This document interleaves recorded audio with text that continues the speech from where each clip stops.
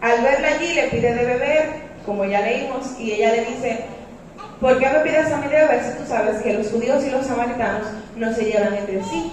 Jesús le dijo: si tú supieras quién te está pidiendo de beber, serías tú quien le pedirías de beber. Y ella se sorprende, parafraseando, ¿verdad? Un poco, ella dijo: pero tú no tienes ni siquiera una vasija.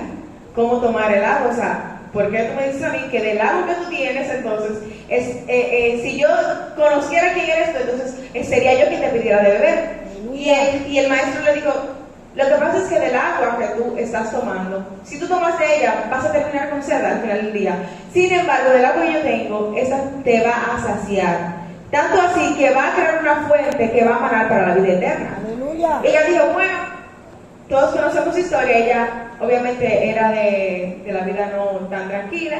¿Y qué sucede? Que ella le dijo, insinuando hacia el maestro, dijo: pues dame de beber. Y el maestro, escudriñando sus intenciones, le dijo: ve y busca a tu marido y ven. Y ella dijo: yo no tengo marido. Y dice el maestro: muy bien has dicho, no tienes marido. 5 maridos has tenido y el que tienes ni siquiera es tuyo. Y ella se sorprendió. Ella dijo: oh, me parece que tú eres profeta.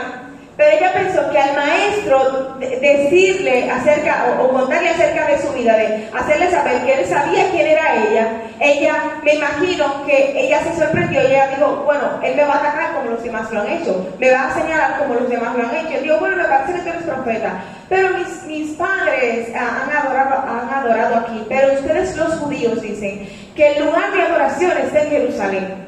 Como quien dice: me voy a poner delante para que él vea, no que yo no quiero adorar, no que yo me he querido acercar al Señor, sino que hay un limitante, hay algo que me impide adorarle.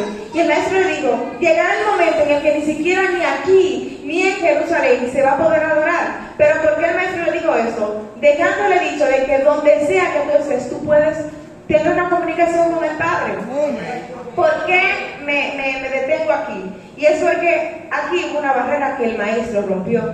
Quizás ella pensó que el maestro la iba a señalar, la iba a juzgar, la iba a etiquetar como los demás la habían etiquetado. ¿Qué sucede? Que ella había subido a la hora sexta, que eso se conoce como la hora del mediodía. ¿Por qué ella había subido al mediodía? Porque nadie quería ser visto con ella.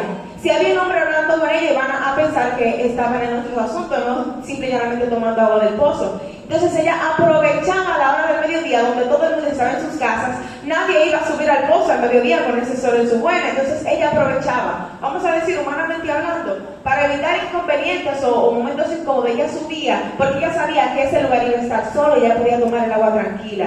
Sin embargo, ella lo que menos esperaba es que ella iba a tener un encuentro con el maestro. Lo que ella menos tenía pendiente es que en ese momento se iba a romper la barrera que a ella le estaba limitando de tener una cercanía con el Espíritu Santo. ¿Qué pasa? Que quizás a ella simple y llanamente pensó que su historia se iba a detener ahí. Esa era su historia. Era una mujer desordenada, una mujer que tenía una vida alegre, una mujer que simple y llanamente no tenía orden.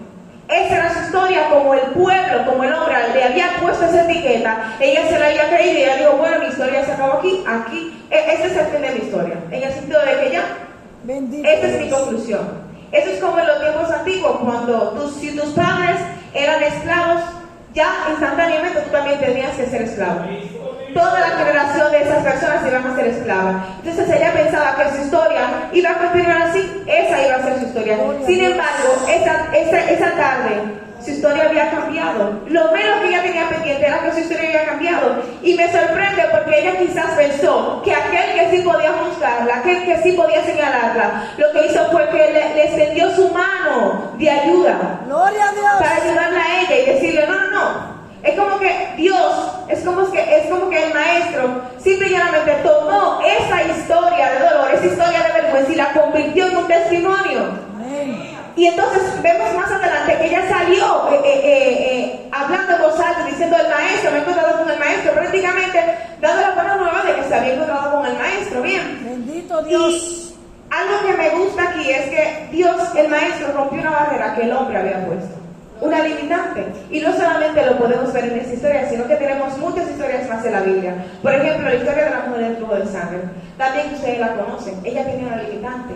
Ella tenía 12 largos años luchando con un flujo de sangre. Ella había gastado todo en cuanto tenía, me imagino que medicamentos, buscando una solución.